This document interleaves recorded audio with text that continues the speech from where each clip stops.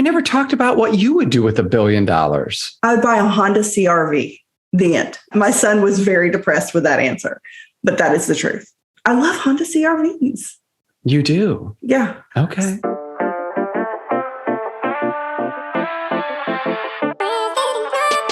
Welcome to Fire Away, Seriously Funny Conversations, the podcast where we catch up on things that make us laugh and things that make us human. We are Matt Bays and Leslie Robbins. And today we are going to talk about MRIs and being buried alive. Winning $1 billion.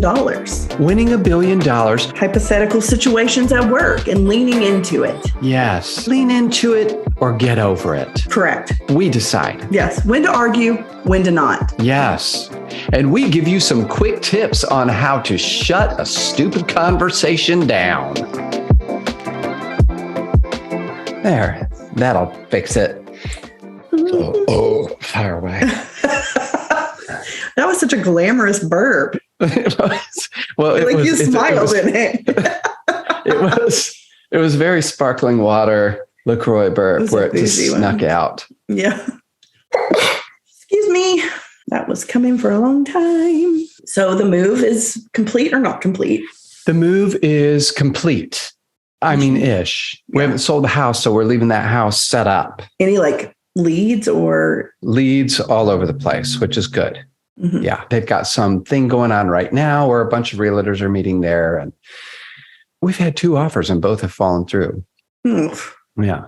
Dang it. That's fine. It's fine. So this is your birthday episode. Do you want to sing? Yes. Do you want to just go around and tell everybody what you like about them?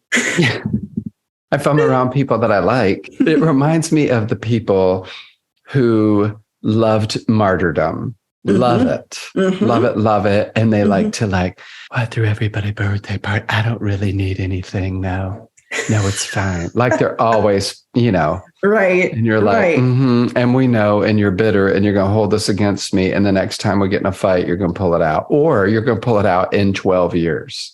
Ooh, even better. The 12-year long grudge. When I turned 35, nobody won't do anything. So I guess I'll just go ahead and do it. It's fine. No, I'm happy to. It's fine. It's fine. Nothing, in hell, it's fine. Right. Nothing says passive aggressive like I guess. If it starts with I guess, I've said that before, but it's just like the violin stop playing. Exactly. I guess I'll have to do it myself. Yes. All that. Yeah. Oh my goodness. You said you had 2 things to talk about. Let's start it and maybe that'll get us going. Okay. It doesn't take much. Yeah. I wonder if whatever these stories are will lead us to anything else. I'm sure it will. I don't know. I don't think they'll spark any memories or anything. No, nothing. We'll just have to see. Number 1, not to continue with ailments, but I did have something wrong with my shoulder. They thought it was my rotator cuff, and it's not my rotator cuff. It's fine because I had an MRI. Okay. Mm-hmm. Never had one before. I'm not really afraid of anything except being buried alive. And I didn't prepare for what that was going to be. Have you had one? Yes. I didn't think anything about, I wasn't worried. Nobody asked me if I was scared, where I would have been like, scared of what? You know what I mean? So right. I didn't know. So I get in there, whatever, no big deal. I laid down on that table and they're like, you ready? And I was like, yep, you're going to hear a series of clicks and knocks and whatever. And I was like, okay, yeah, it's fine. The table comes up and then you start going in, right? Mm-hmm. I get this far, just like it passes my nose and I'm like, whoa, that is close. It's very close. It's very close to my face. And then I thought, I feel weird. Like I just felt a lot of stuff. Yeah. And immediately I was like, oh, okay, just take a breath. Like I am control of myself. I'm not a crazy mind over matter. Use your mind. Girl. Nope. It stopped. And I was like, Matt, just take a breath. Just take a breath. What's happening to me? And all of a sudden I was like, I think I need to come out. And they were like, well, what's going to happen is let's talk that. And I was like, literally, this was me. Please, please, please, please. I started yelling, please. Yeah. Like I started immediately losing my shit and they were like, okay, hold on. And then they push the thing and you hear the buzzer and it's coming slow. And I am like trying to like get out of the hole before it can even get me out. Oh. And I get out and I was like, oh, what just happened? And she was like, it's okay. It happens to a lot of people. And I was like, I can't go back in there. And she was, okay, well, let's just have a conversation about it. But I felt like I needed to run out of the room and run down the hallway. Like I wanted to be as far away from that machine as I could be. Yeah. They were like, here's what we're going to try. Just lay back down. I was like, give me a second. I'm full on sweating. They'd put a hot blanket on me. And before I went in, I was like, a warm blanket. It's all everything. So this is wonderful, God. You know, and by the end, I was getting the blanket off me, everything. I was like sweating. It was just a nightmare. Oh my God. So they sent me back in there with a washcloth over my eyes so I couldn't see anything. Mm-hmm. And one girl went to the top of the MRI, reached through and put her hand on my shoulder so I would know, see, we're not anywhere crazy. I'm right here outside of it. The other lady was holding my hand on the bottom end. Oh, yeah. And I was like, okay, so only this much of me is covered, like, you know, like 3 feet. Yeah. I can get out of here if I need to. Right. But then they were like, it's going to be 40 minutes. I'm going to have to put myself into a semi-coma. Yeah. People have to go in there and either go in drunk or taking medication, like some sort of sedative. 40 minutes? It was 40 minutes. I was in there for 40 minutes, taking all the pictures. And this next one will take 3.5 minutes. And then it would go. Meanwhile, I'm listening to Bruce Springsteen, pour some sugar on me. With complete washcloth over your eyes. And thinking, don't you dare try to peek, where I want to pull it down and see how close I am to it. And I was like, don't do it. Don't do it. So I didn't do it. And it was fine. In the end, it was over. But I couldn't believe that I freaked out that hard over that. Yeah. I've had a couple, but I don't remember. I mean, it just didn't bother me. Like it at all? No. I had to have a couple. But you may as well have been throwing shovels of dirt on top of me. That's what I felt like. Like I was in a hole and they were burying me. I get it. Like if I was in a room with mice, I would probably freak out like you did. Mice are my thing. And you know, you catch one in your house, there's 17. Oh, I know. There's something with it, but like the CAT scan doesn't bother me. Yeah. Well, I went to a tanning bed. Have you ever done tanning beds? Yes. But I can push that open at any time. Oh. That's what I should do. They could pretend like you have a tanning package. Lay down. Lay down and we're going to start the meeting. Right. Just don't move. What's surprising about you? Hear that beeping? It's back. And it's beeping. That was Wee Wee, wasn't it? My sister's showing up. Yeah, she's here. She's giving us a salute for your birthday. To the new house. Look at that. See? Yes, it is my birthday. Happy birthday. Yeah, it's coming up. It'll be Monday. You just turned 42. I did. So we are not 10 years apart. We are 9 years apart. So for 2 weeks, we are 9 years apart. Mm-hmm. My God just went. Ooh, body sounds. Not my favorite. They're not. And mice. No. Mice, body sounds. I really can't do it. Or loud breathing. Can't handle it. You can't? Mm-mm. Not the loud breathing. Ooh, the worst is loud breathing and eating together. Oh, when it's like that sounds like 13-year-old boy. I can't stand it.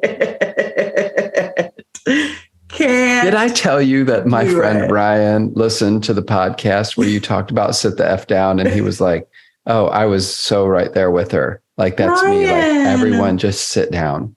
It's true. I'm like, why? He goes, it's just stressful. It's just like everyone needs to sit down. Yeah, I can't stand it. And when people are just like, well, can we get that table over there instead? I'm like, can you draw more attention to us? More attention. Look at us. I hate that. I hate it so bad. Oh my. Anyway, that's the MRI story. I survived and there's nothing wrong. So I did that MRI for nothing because there's nothing wrong with my shoulder. And he goes, there's nothing wrong. And I said, except that there is. because it hurts. And when I put my hand behind my back, it burns like MFer. So you think you just something's like wrong. pulled a muscle or something? No, there's some fluid. No, because it's been like this for 6 months, but there's some fluid in there. And he thinks that that could be doing it. So they gave me a cortisone shot and we're going to see what happens. And how did that go? Oh, I don't mind shots. Okay. Unless I'm buried in the ground and you're Right. No, thank you. No, I'd rather not. Oh my gosh. What about you? How's your skin tag? What's the update? When's your surgery? December 13th. Yeah. Are you going to be ready for Christmas after that? Do you see behind me? Yes, I do. I do. I'm already ready. I've been You ready. are ready. Born that tree's ready. up, but you don't have your decorations up. Do No, you do it I'm slowly? No, just I just kinda- am slacking off. This is not my Oh, you year. are.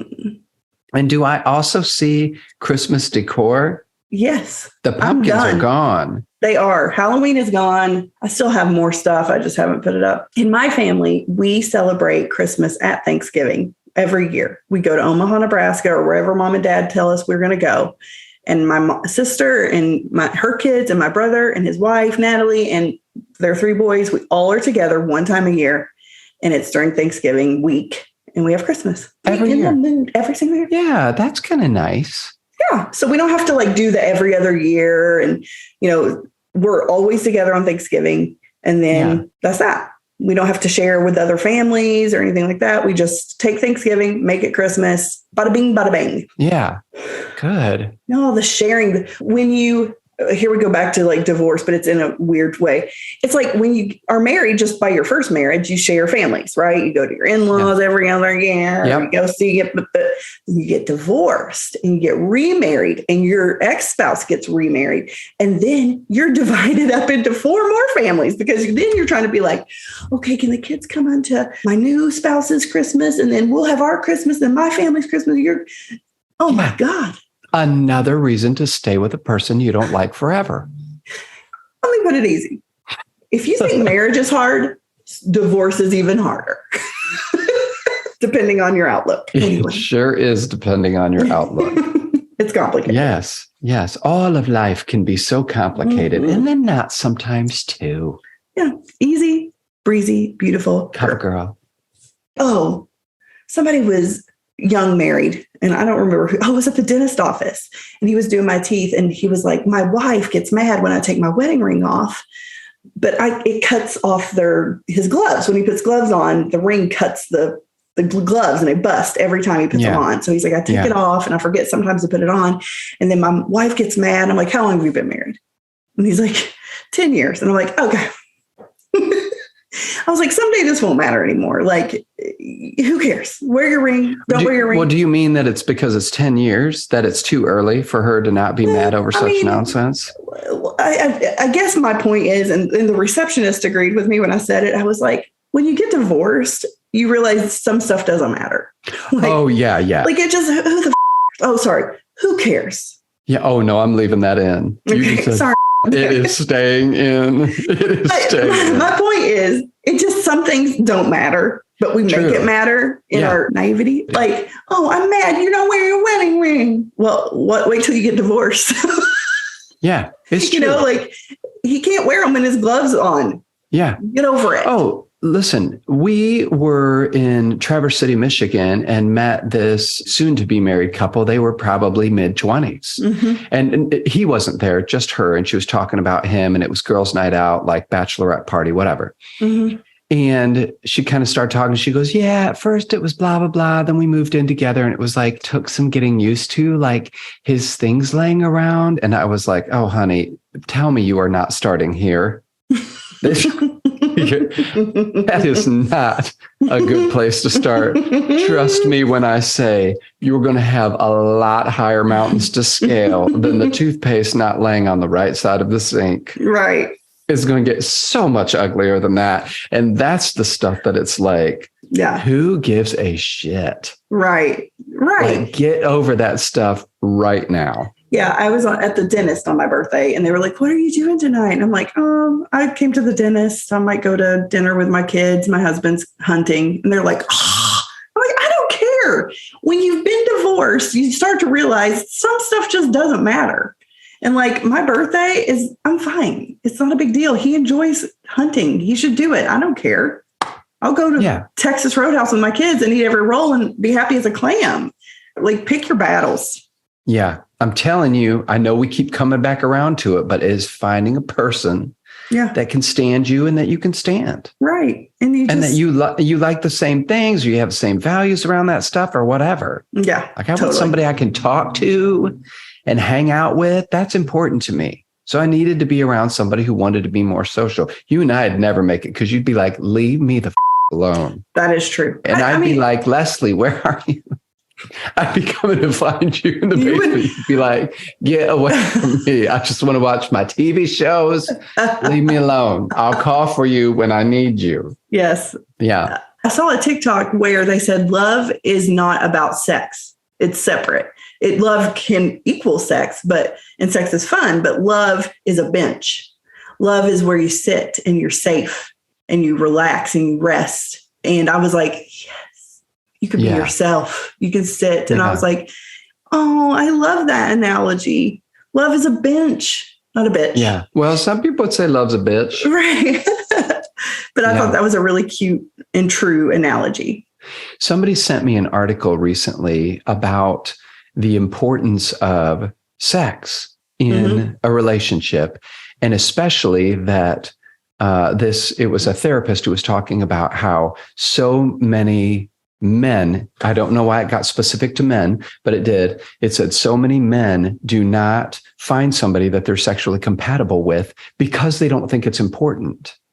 So like, oh, she's going to be a good mother to our kids, or she's great in all these other ways or whatever, but hasn't been always one of their top priorities when they're searching for a wife. And the trouble that they get into is they get into their 30s and they realize that it's actually very important to them, and they don't have that. And it creates a lot of problems. And saying sexual compatibility is very important actually in your relationship. It was a super cool article. It was just interesting to read and think about it. And I thought that makes sense. Of course, I was looking through a different lens, being, a homosexual. Tonight, I celebrate my love for you. Reunited, and it feels so good. This is like Time Life books. Love songs of the 70s, 80s, and 90s. Afternoon delight. Sky rockets in flight. All of them. What else do we have to talk about? Okay, I brought something else to the table. Good. I love it. I have nothing. Listen to this. So I bought a 2017 Kia Sportage. Okay. Love this car. Nice bougie interior. I don't care about cars, but I do like a bougie interior. Started having problems with it. Not big deal stuff, but it was burning. Every time I'd get my oil changed, there would be like you're burning oil. You're really, really low. Like there was almost no oil in it. I'm like, I know I'm keeping up on my oil changes. I'm not waiting. So then I started putting oil in it. I would go back. They would say it was down, blah, blah, blah. 2 weeks ago, we're driving, and all of a sudden out of nowhere, the car just stops like going forward. It does this weird thing where it feels like it's going to give out. And Chris is like, pull over. And I was like, let's just see if we can get home. We're like 2 miles from home, and it's not the tires or anything. So I was like, it'll be fine. But, in my head, I'm thinking it might explode. But we'll jump. We'll just jump from it. Right.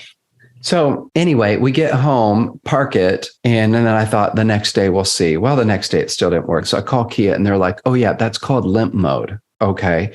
He goes, it's something that those do when they have a certain problem, blah, blah, blah.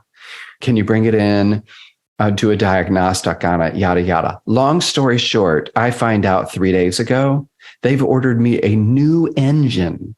I'm getting a brand new engine with 0 miles on it for free. Only to you, Matt. That stuff happens. $130. It's costing me $130 for a brand new engine. This car has 110,000 miles on it. Now, here's the caveat to this. This is where somebody's going to be like, he's not being grateful. I'm going to drive this car till I die. Do you know what I'm saying? Like after a while, you're like, I'm ready for something new. It feels like it's time. No, it is not going to be time because now I have this car. It's almost paid for. Mm-hmm.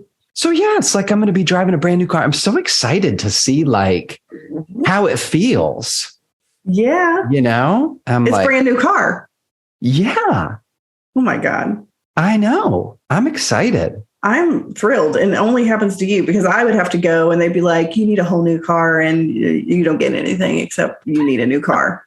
So fork over $25,000. Thank you. You don't get anything. You'll get nothing. And maybe we'll give you this nice windshield scraper in a minute. I was surprised, very surprised that they're just like, I'm like, wait, a new engine? They're like, yeah, we just have to check with Kia and make sure they give the okay. And I was like, that sounds like maybe there's a chance that won't happen. He goes, it's about a 99.9% chance that they'll do it. Okay, Kia. Okay, question. If you won that lottery, $2.5 billion. Is that what it is right now? Somebody won it, but whatever. If you won it, what car would you buy? I don't care about a car. I'm getting a new engine. But could I buy Twitter from Elon Musk? You probably could. What would you do with it? With Twitter? Yeah. I would just, I don't know, make it a happier place. I don't want Twitter. Everybody's grumpy on Twitter. It is. It's like where you go to get in a fight. Yeah, Twitter is just, I don't know. It's not my fave. But some people love it and they use it, whatever. I like Instagram and I like Facebook. Although Facebook, I don't do arguing on Facebook. Almost never. But right now I'm in an argument with somebody on YouTube. Why? Well, because he wants to talk conservative theology and Jesus is the way, truth, and life, and nobody gets this or gets that. But on Fire Away? No, I was being nosy on somebody else's video. Mm-hmm. He left some thoughts, and this guy was like, progressive Christianity is the path to utter darkness. That's like an exact quote. And I was like, maybe not. Nobody knows. I know. You don't know. And I don't even know why. So today I ended it and I was like, yeah, you're probably right. Goodbye. Bye. If you ever hear me say the words, you could be right, what it means is I'm done talking to you about this. Oh my God. I mean, it's a great phrase, actually. Sparklers, take note, write it down. You could be right. And you don't have to do it bitchy. You can just be like, people have their different points of view. And honestly, I do use that a lot with, I did it with my kids a lot where they would be like, no, it wasn't. It was on Saturday. It's over little things. And a lot of times I'd just be like, yeah, you could be right. And don't say it shitty. Just say, you could be right. And then a lot of times you just end it and let it go. You know what another thing I use is when somebody's getting in my business and they shouldn't be, like, how does your child feel about you being gay or something like that? Mm-hmm. I'd be, why do you ask? Mm-hmm. And you know what you get then? You get this. I mean, because they know that's when they realize it's none of their damn business. Right. You're just asking because you're nosy and you want to know if somebody's crying somewhere or hurting. Why do you ask? And most people will self-correct. People aren't going to be like, well, I just want to know. It's like, right, but you don't need to know. Just shove it up your ass. Yes. Oh, I am grumpy. We all know that. But I don't try to cause fights with people. You know what I mean? I'm grumpy internally. I'm not going to impose my whatever it is on you. For example, let's say, hypothetically, I worked at a senior living place and we do complimentary trips to the doctor, or we will take them to the grocery, whatever. Okay. And maybe hypothetically, I last minute put a sign up sheet for voting on Tuesday and thought, maybe somebody would like to go vote. Hypothetically, people signed up. I said between 10 and 2, I had 4 people sign up. So I just said, we're going to do it at 10 o'clock. Just blanket. We're going to go. It's right behind our building. Well, 10 o'clock didn't work for maybe somebody who has a car and can drive. And I said, I'm not going to take the bus out again just for one person.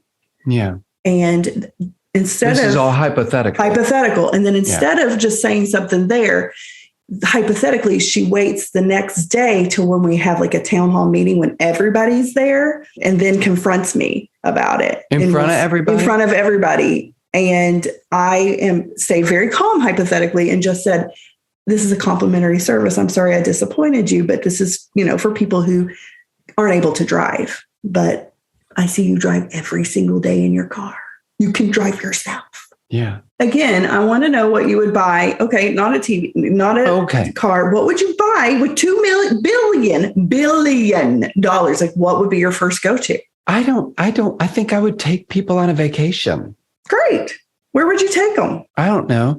I think I would want to do a really nice cruise. Like your own cruise. Crowded. Yeah, I'd take my family on a vacation. All of us get to know each other better and have some fun. That's what I'd want to do. Yeah. And then outside of that, I don't know, probably, I know what I'd do. I'd buy my way into performing on Broadway with like a cast of some musical. Yes, you would. Yeah. And people would be like, he's not good enough. I'd be like, this check says that I am good enough. I love it. So scoot over because you're my understudy. I'm the captain now. Yes. Like that would be fun to do, but I'd only want to do that for like maybe a month. And then I'd be like, and I'm done. Mm-hmm. You know, I don't know what else I'd do. I'd probably, I'd use it to like get some book deals and agents and whatever. That's probably what I'd do. It'd be like, I'm gonna write a movie script and I'm gonna hire Denzel and all the people. Of course, not to brag, but I have shook. I have shook someone's hand. Shaked. I have shaked. I have shaken. Exactly. Shookened. I have shooken my hand. I shook Denzel Washington's hand in January. You did? Yes. Did you give him a hug? I couldn't, but I feel like you might have hugged me. He was on Jimmy Kimmel when me and Cassidy went to be on the show and watch it being taped. He was on it, that episode, and he shook everyone in the audience's hand. Serious? Yeah, and the guy came out afterwards and said, there's only one other celebrity that's ever done that, ever. Who was the other one? He didn't say. I bet it was Leslie Jordan. Oh my God, it was totally him. They're like, no, Leslie Jordan did cartwheels across the whole stage. For sure. He cooked everybody soup, beans, and cornbread. His baton. That little video I sent you of him being on the Property Brothers show. Yeah. He was doing Tina Turner. Oh, I didn't see a video. Yes, there was a video and they're basically like describing to him what they're going to do. And he's like, sounds great.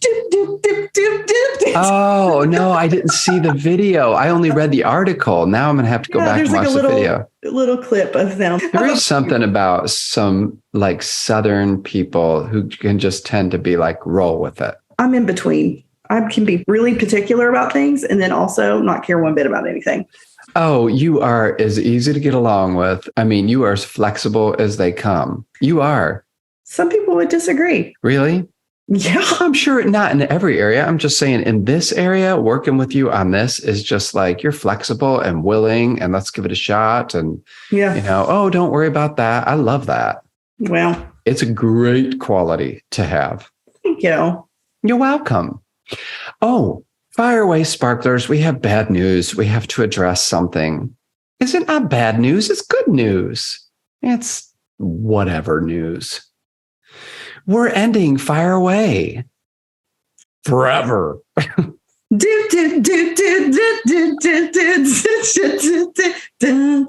Turner. Yeah. Fire Away is going to be over soon. Yeah, exactly. But long story short, the truth is, I am working on some new stuff coming in January of 2023. And I have divided my time between too many things. And I want to really focus in on something that I want to do with this platform that I'm working on, how to find and keep a gay man bitchy wisdom for the gay man looking for love. And the podcasting world, it requires a lot of time. And I just don't have that time anymore. So I am selling Fire Away to Leslie for $1.25 billion.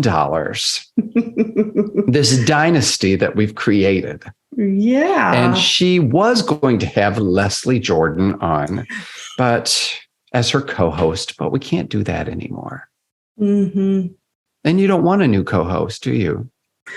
I don't know how to do this. So I show up on time. I record, I do the Instagram stories, and that is it. So right now, here come the phone lines are lighting up with people who are like, I want to co-host. I'm a co-host. Well, I've talked to my sister and brother, and they are not super interested, but they're ready to give Matt an entrepreneur talk about not giving up. Lord Jesus in a 90. I've had this talk before. My mind is made up. I know it. And so it's not to say that it'll never come back around. Like when I fail miserably, then we can come back around to fire away then. Well, I've already decided, this is stupid, but if I ever did a podcast with anybody in my family, it would be called L Day G. L Day G. You said it perfect. Good job. What does that mean? I don't necessarily know, but that's what my aunts and my mom always say instead of, oh my God. So you got to say it with like some gossip in there. You got to say L-D-G. Exactly. Oh my God. Yeah. I remember my mom always said, for gosh sakes. Of course she did. For gosh sakes. Oh gosh, darn it. Dang. And then I heard somebody in college got all like self-righteous and said, gosh is a bad word too. Because all you're doing is just changing the letters at the end from God to gosh.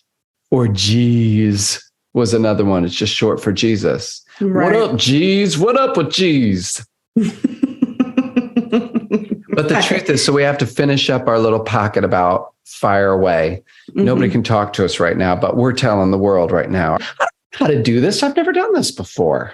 You've never ended and broken people's hearts that we're never going to talk to them again. People look forward to this. And we're just going to turn them down. They're going to have to get their entertainment from someplace else. You know what's going to happen? We're going to have this whole talk and then we're going to start doing the countdown. 3 more episodes, 2 more. And people are going to be like, what the you know? And it'll be like, well, you should have listened before. You would have known. We started talking about this last year. When is our last episode? Here, let's see.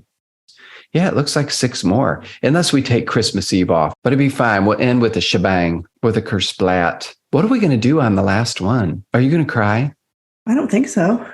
I'm going to say nice things to you. Oh, don't. Oh, I'm going to. We'll have to do a sing-along. That will be an exciting episode. So, Sparklers, if you want to pressure my sister, feel free. Her handle Rebecca is Black. At she Rebecca sure Black. is funny. But we do have a good rapport. Sometimes you get in a room with somebody and you're like, yeah, I don't even think I like them that much. Somebody was asking, like, do you all talk all the time? And I was like, no, on purpose. We can't talk all the time because if we talk to each other, we don't have anything to talk about on the show. Yeah, this is our time we talk and catch up. But I bet we'll talk more once this is over. Oh, yeah. You get a lot of grumpy texts. If you answer your damn phone. I hate it. And you insist on calling me. It's like, get over it. Well, if you text me, you're going to get a phone call. You, my sister, and Tom, you 3 are the callers of my life. Really? Can I just call you? Let me call you. And Rebecca will FaceTime me, which is even worse. Can't stand it. Listen, my daughter, she FaceTimes me up to 3 times a day. And then we'll go 2 days with no FaceTime and then 2 times and then sometimes once every single day. Oh, well, hey. I kind of love it. And I almost always answer, even if I'm like, I can't talk right now. She'll be like, do cool dad stuff. I'll be like, I can't talk right now. Always followed by, I know, but I just have one thing real quick. Remember that band I used to follow? This is an actual one from yesterday. His computer got lost 8 years ago, and there was a song on it that was supposed to be, and he never released it before, and now it's out. And I'm like, okay, goodbye. That happened, and she thought, got to call my dad. Got to tell him. Yeah. Oh, I love it too. Yeah, I love that. Me too. All right. Are we at the end? Yeah. You didn't talk about anything. I didn't have anything to talk about. I've been really stressed. Work is stressful, and that's all I want to talk about. And so I can't because I just want to be respectful. Let's do our last 2 minutes just sitting, staring. Nothing's actually happening right now. Nothing's broken on your phone. These long pauses that you hear, we're just sitting. We're just leaning into it. We're just being comfortable with the silence. When people say that, like, lean into it. You know, when you're really stressed and you're really depressed, just really lean into it. Feel it. I think I thought that one time in grieving where I didn't want any of it. And I thought, just let it wash over you. Just let it be. It didn't work out so good. Yeah. just really lean in instead of like pulling backwards, just like go into it. Lean into your stress, lean into your worries and like concerns. Jump into it like a swimming pool. Yeah. I think that you and I should decide what is important that people get to actually grieve over, be mad about, or whatever. And they come to us, we form a line. Right. We listen to them. They got 30 seconds. And then we either say yay or nay. Exactly. We'll either say lean into it or get over it. Right. That's our next podcast. It's called Lean Into It. Or get over it. Love that one too. We could have two going at the same time. One is positive, one is negative. And then LDG is like a network. Yeah. LDG sounds like it's going to be a really peaceful. Have you been to the LDG camp? It sounds like some sort of like where you're meditating. All I hear is, oh my God. Gossip in my family, we call it hot poop. HP. What is the hottest and the latest? And hot then, poop. Yes. And then that we tell you, and then you go, LDG. I don't like hot poop. I don't care what you like. Poop. That's how we do it in our family. Well, and I'm happy to be there for it. When I don't like the hot poop is when it's like somebody's actually kind of in a miserable state. I don't like that hot poop. Is that the only hot poop there is? Just ruined it. I did. I don't like that. We've all had HP about ourselves. I mean, HP it comes for everyone. You can't live your life without an HP moment. So you just gotta embrace, lean into it. That's it for us today on Fire Away. We'll be back with more conversations next week, but not for long. Don't forget to like us on Facebook because this thing is almost over. Done run its course at facebook.com/podcast Fireaway and on Instagram, Fireaway_podcast. And watch us for a few more episodes on our YouTube channel and fire this podcast off to a few friends. And now they're taking me off to the hospital. I don't hear anything. You didn't hear an ambulance through all that? None of it. I mean, it was so loud right here. I didn't hear anything. Bye. 6 more episodes. Until the end. 6 more episodes. I love you. Love you too. All right. See you. Bye. Bye.